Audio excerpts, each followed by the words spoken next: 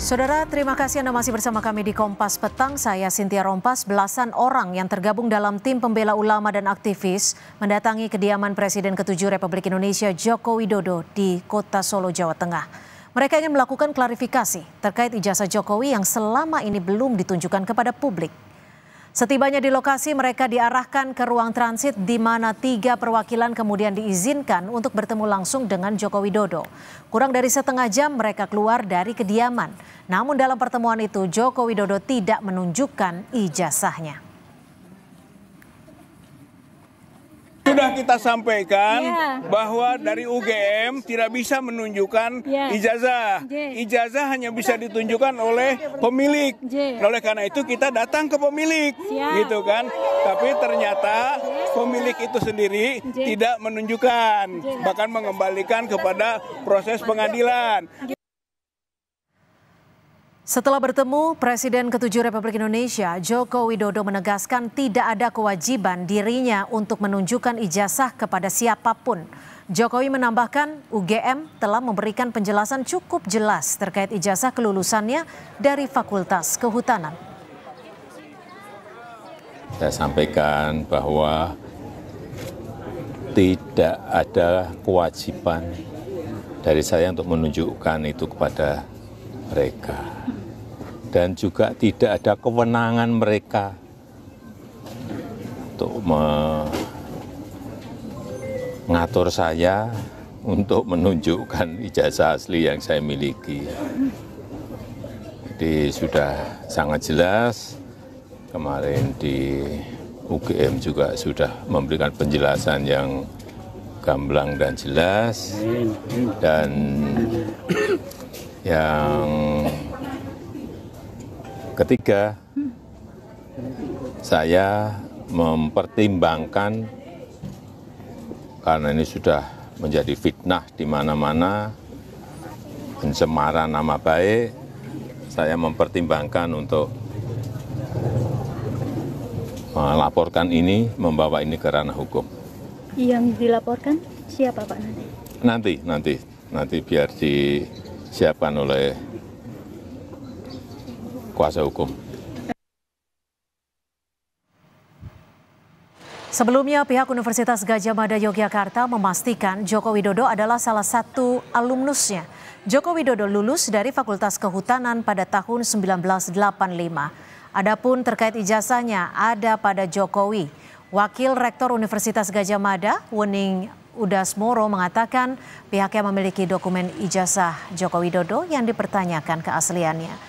Namun hanya akan membukanya di hadapan lembaga hukum formal seperti kepolisian dan pengadilan. Wening Udasmoro menambahkan UGM siap menjadi saksi jika dibutuhkan di pengadilan. Dalam kapasitas kami, UGM adalah memberikan informasi bahwa Joko Widodo itu tercatat dari awal sampai akhir melakukan tridharma perguruan tinggi di Universitas Gadjah Mada. Itu sudah kami jelaskan, dan Joko Widodo itu lulus pada November 5 November 1985 sesuai dengan catatan di dokumen Fakultas Kehutanan. Lalu seperti apa respon Presiden ke-7 Republik Indonesia Joko Widodo terkait tudingan ijazah palsu? Sudah ada jurnalis Kompas TV Widi Nugroho.